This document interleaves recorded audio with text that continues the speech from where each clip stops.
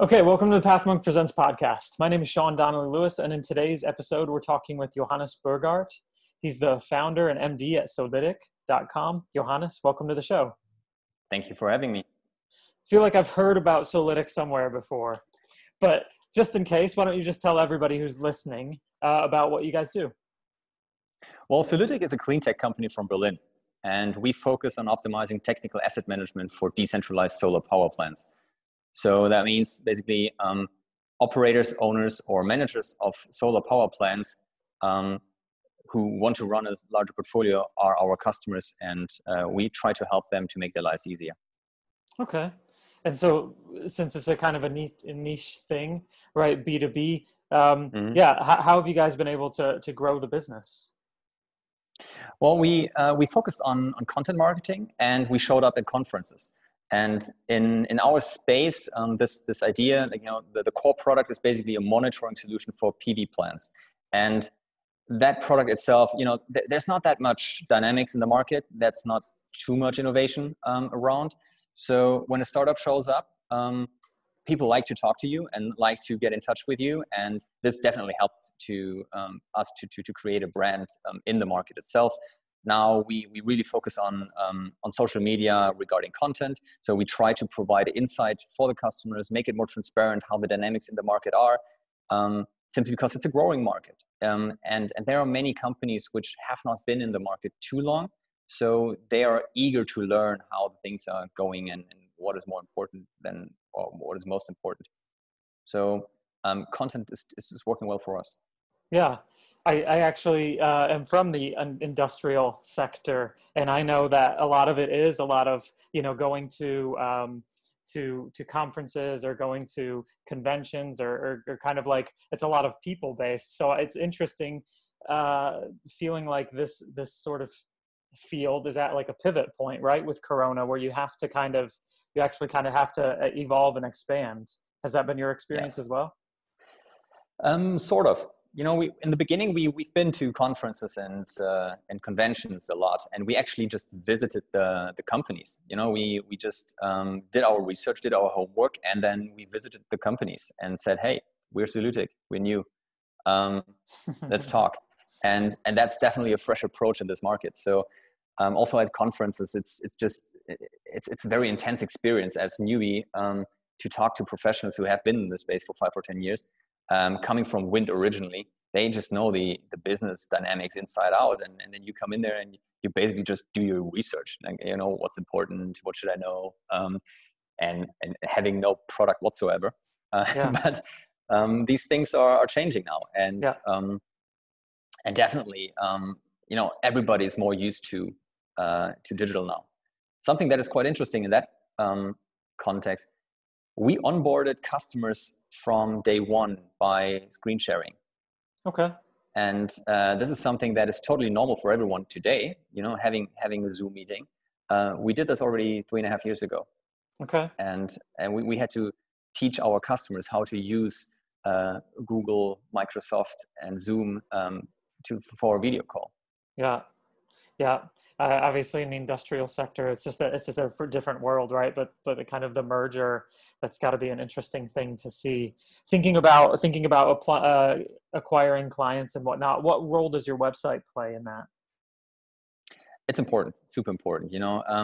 It's basically the face that we show on a daily basis. If you Google or if you search Solytic, if you search Solytic, maybe you use Ecosia, So if you search for Solytic, well, what you find is our website. So it's super important that this is giving our customers a really good experience, and they get a good impression about what we do and who we are and what they can get from us if they get in touch.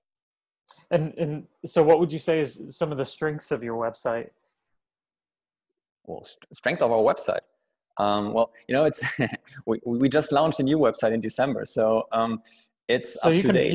You can brag about it. Go for it. I can totally brag about it. We really took a step forward with this. We analyzed how our customers are using the website, what information is important to them, and now when you visit us, you get the most essential information that you need right away, and you get basically we take you by the hand to walk you through the experience, like how could you onboard with us, what will you get depending on what kind of profile you have as a customer. But we also give you a little outlook about the roadmap that we are heading to. So of course we are a startup, so therefore there's always a part of vision connected to the product itself, and we're fast, like super fast in our development regarding these digital technologies that are kind of new to this entire environment. So more and more are picking it up, but there's just so much to explore, and there's so much potential for these customers. And definitely the website gives you a pretty good impression about what you can expect when getting in touch with us. Yeah, it looks great. Just check it out, Solytic, SOLYTIC.com. So just thinking that you're saying that it's kind of still, you're new and you're improving on it. What would you say are some rooms that you feel like, okay, this could be improved? Would it be your ability to convert customers or qualify leads, or the user experience? Where do you feel like is an area you're kind of focusing on to improve? Well, I think we are doing a pretty good job in working our way into the market and delivering a better product every month. But what we learned in the last year or years is that the market is evolving, and we want to be a solution provider. So we need to be ahead of the curve. We must anticipate basically where the market is going. Mm-hmm. So the timing is just something that we've been, maybe in the early days, we haven't been too good at that, pitching the vision, but not having the product. Well, it's kind of like a typical startup. And now this is so much closer. We just gave our entire product a huge update. We're launching this in these months, and we're really getting ready for large portfolios now. So it's not just only the small decentralized environment. Now it's really getting ready for the big guys, and we're super excited about this. Very cool. Yeah. And just kind of coming back to your product, just for everyone listening, what would be the main competitive advantage of what you guys do opposed to other people? Yeah, there are probably two things that you could point out as strong points of our product. The one thing that you can already benefit from is that we are hardware agnostic, like fully hardware agnostic. Usually monitoring solutions, which is the core of our entire platform, they rely on some kind of data logger or gateway. Others are completely OEM based. So what we took as a different approach in the market is that we can connect to any kind of data interface that you might provide us. And you get a lean monitoring solution with whatever variety of OEM technology you have built. So this is something that's super crucial for most of our B2B customers. On the other hand, we don't just leave it there. We don't stay with a monitoring solution. We're building basically a digital butler. So that makes it, we give you an assistant that helps you to analyze the data automatically and provides you already actionable insights and the solution itself. So it's not just monitoring analytics, it's actually the marketplace as well. So you have a solution on hand. Awesome. Yeah. Sounds like it's really exciting. You guys are growing, expanding, things are busy. Yeah. So you guys still in the, I like to say scrappy startup phase, right? Where you're just taking on the world and throwing haymakers, punches at people. How do you guys have sales and marketing structured at the moment? Well, with marketing, we focus on content because what we try to add to the market itself is transparency. So we want to be super transparent. We have our prices online, and there are no trip falls to it. It's exactly what you can see right away on our website. The fun fact, which most customers are surprised about this, they are already attractive, and we don't need to negotiate them further. So this whole concept of transparency is just something that we also try to provide with our content marketing, and that is working very well with us. So even if we do cold calls, what we do from time to time, people know us, and people are following our content simply because it's informative. So that's basically what our sales strategy works with. So right now we are giving our product, as I mentioned, a very large scale facelift, and with this comes new capabilities. And we are now talking to customers that are relevant to us in 3 or 6 or 9 months. But we let them know that this will not be this is not the product for them now, but it is the product for them in 6 or 9 months. and we basically take them on the journey with us to explore how the product is evolving and developing, and they see live how we are evolving this product, and so we build trust. Yeah. And this is something that that works quite well for us. Yeah.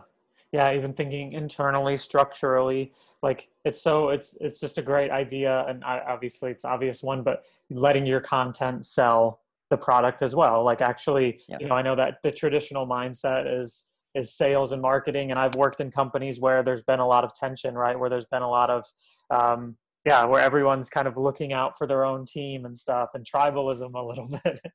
but even just kind of thinking that, yeah, you know what, like actually viewing the content from a sales perspective and vice versa, like that's just, I think that's so key, and that's such a great, great asset to view marketing and sales kind of as synonymous or as cohesive. It's really cool. Just switching gears here a little bit, we just want to talk about you as a leader.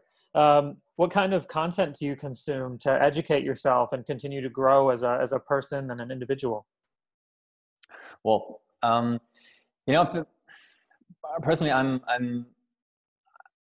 I've been kind of like shaped and inspired by different worlds in a sense. So I'm an engineer by training. So I did my master's in mechanical engineering. I worked as engineer in corporate environment, aeronautics and machinery.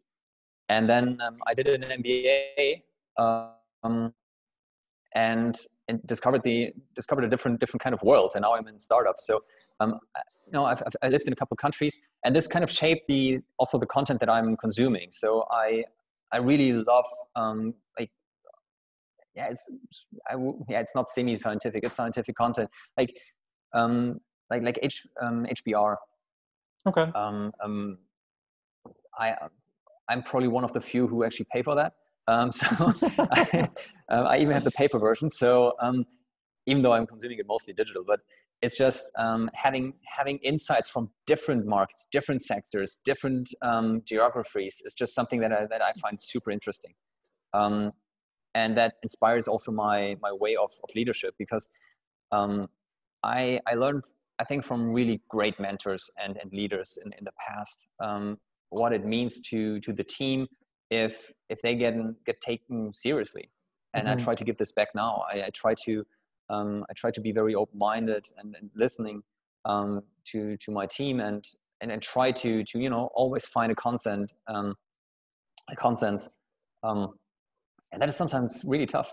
But these articles, and you know, it's daily news, Financial Times, it's you know, concepts on HBR, but of course, you know, any kind of news outlet always trying to mix up between not just European, but not just US, but having both sides, so you get the same story from two perspectives.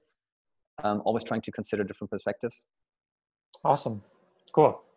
Well, we're slowly coming to the end of the interview, but before we let you go, I'm going to turn the heat up a little bit. We're going to jump into rapid fire. How you feeling? Okay.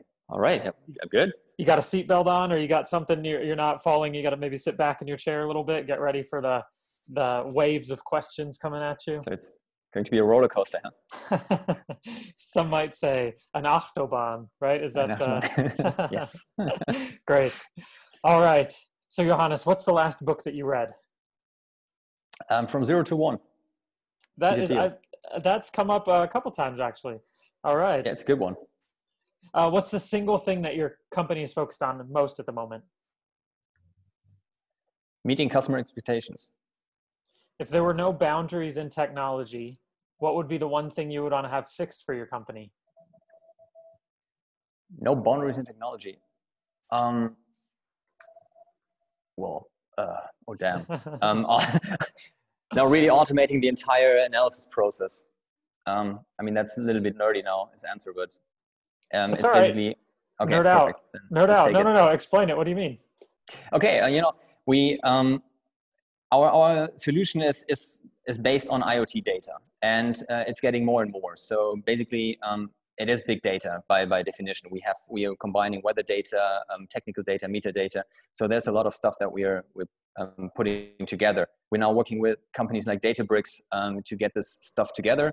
We are leveraging cloud computing and now having the first machine learning algorithms in place to really get insight out of this data, to not just have it and visualize it, but to really gain insight, and combining these technical insights with the behavior of our customers in the portal to really streamline the entire process and make it possible that we can automate what today is done manually, and it's super repetitive. So a lot of this analysis that is happening today, we can actually automate by digitalizing basically knowledge and education. And this we want to leverage to go this entire value chain from aggregating the data, visualizing it as information, analyzing it, so getting the awareness and knowledge out of it, but then pinpointing directly to the services and products that our customers really need, because nobody who owns a PV plant wants to get the information, your asset sucks. That's not a valuable information. But right. What's valuable is, hey, you have your inverter is broken and you need to replace it within the next 4 weeks. Here are 3 suppliers that can do it tomorrow. That's the information that we want to bring to our customers, and that's basically the big idea about the digital butler. Okay. I mean, it was a little too nerdy, but no, I'm just kidding. No, it's great. What was the last thing that kept you awake at night about your company? Well, the last 3 years, I had like 3 years of nights without sleep. No, there's too many things to list, right? No, it's a lot. Seriously, I guess that's the daily business. But right now we are in the decision between do we want to raise growth capital first, or do we want to build a certain maturity first? Because there's a huge opportunity to grow faster, or we could just finish a couple things and then. So that's like I don't know what's best. So we have to figure it out with our shareholders. So if you were to go back to day one and you could give yourself a piece of advice, what would it be? Aside from get some sleep. Plan for the long run. What's that? Plan for the long run. Plan for the long run. Great. This is, it's going to take a while. And we're building serious tech. So Solytic is a deep tech company. Being in the clean tech space, it's energy sector. Energy is not moving fast. But there's a huge dynamic in growth. So the entire thing in general is moving forward, and we are part of it.